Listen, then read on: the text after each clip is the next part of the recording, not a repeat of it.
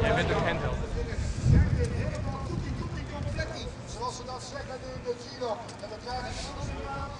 Onval van Maria Sterk.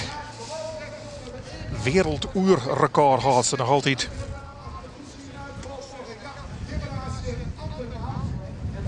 Peloton laat het even zitten. En het betekent dat ze wachten op iemand die het dan oorzetten. Dat is Mireille Reitsma van Emmeloord. Dochter van de burgemeester van Wim Britsera-Diel. En die beziekt om te zetten richting Maria Sterk. Sterk en Reitsma. Reitsma doet voorlopig, ik ga dat stukje opbrengen. Ik denk Reitsma maar even de steun van Sterk gaan om vod te blijven. Nou, dit ben de achtervolgers te vrouwen.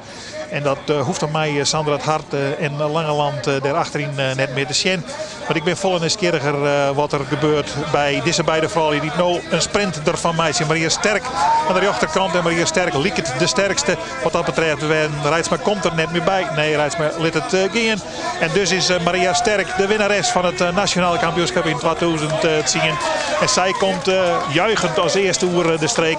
En weer hij Reitsma die krimpt in elkaar. Die denkt van ja, dit hier tempo lijkt mij even te heug. En de winnares is dus Maria Sterk. Maria Sterk, even live voor tv. Dit is de bekroning, denk ik, hè? Ja, dit is echt fantastisch. Ik heb niet zo'n succesvol seizoen tot nu toe en dit is niet te geloven. Hoe zwaar was het vandaag? Voor mij niet echt zwaar, want het moet voor mij niet de mooie omstandigheden zijn.